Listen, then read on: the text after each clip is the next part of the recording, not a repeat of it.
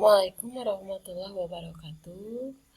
Dina kesempatan ieu kuring bade ngadadarkeun materi salah sawios materi di semester hiji kelas 10 pelajaran bahasa Sunda SMK nyata aya kompetensi laporan kagiatan. Kuring mengelas meni pada ngadadarkeun naon ari laporan kagiatan. Laporan kagiatan nyaeta alat komunikasi tinulis anu eusina ngawengku ringkesan hasil olah data, informasi atawa kacindekan tina hiji kaayaan atawa kagiatan anu geus dilaksanakeun. Janten nu disebut laporan kagiatan mah anu digurat handapna nyaeta kagiatanana geus dilaksanakeun. Artina sabada kagiatan nu langsung lembe urang ngadamel laporan kagiatanana. Fungsi atawa manfaat ku ayana laporan kagiatan teh nyaeta nu kahiji sumber informasi tinulis anu jadi bukti yen kagiatan teh kungsi dilaksanakeun. Anu kadua bahan pikeun pertanggungjawaban. Anu katilu alat pikeun pamimpin ngajalankeun fungsi pangawasan. Anu kaopat dokumen pikeun bahan ulikan keur anu merlukeun. Tur nu kalima nyaeta sumber pangalaman keur batur.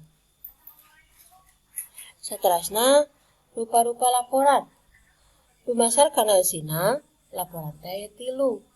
Anu kahiji laporan kagiatan nyaeta ringkesan ngeunaan hiji kagiatan anu geus lumangsung.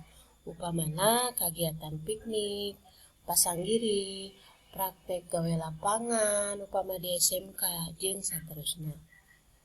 Nu kadua aya laporan kauangan.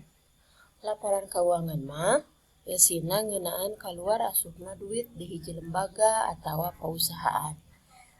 Jalma nu ahli nyusun laporan ieu disebutna akunting. Nu katilu rupa laporan aya disebut laporan jurnalistik. Ari laporan jurnalistik nyaeta eusina ngeunaan lalampahan wartawan dina ngaliput hiji hal atawa tempat nu dipandang aya mangfaatna pikeun batur. Saterusna dina nyusun laporan biasana sok ngandung unsur jawaban tina prinsip pananya 5W plus hiji H. Nyaeta upama dina basa Sunda aya we nu kahiji nyaeta what atawa naon. Nu kadua aya we nu kadua nyaeta why mun disundakeun jadi kunaon. Nu katilu we nu katilu aya who. Who teh upama disundakeun jadi saha. Nu kaopat nyaeta aya where. Upama harti Sundana jadi di mana. We nu kalima aya when. When teh basa Sundana nyaeta iraha. Saterusna aya ha, unsur ha atawa how dina basa Sunda disebutna kumaha.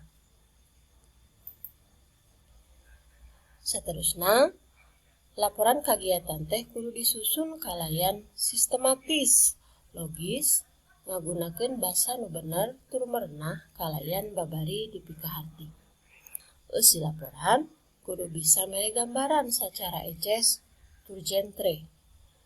Sangkan sistematis yen laporan teh kudu make struktur. Naon bae nu kaasup kana struktur laporan kagiatan teh? Musim kuring tos dibagi-bagi dumasar kana 3 bagian. Nu kahiji bagian buka, nu kadua ya bagian eusi, nu katilu aya bagian pamungkas. Bagian bubuka dilebetna aya nu kahiji aya kasang tukang kagiatan, terus nu kadua aya tujuan kagiatan. Bagian eusi nu kadua dina bagian eusi aya 4 bagian.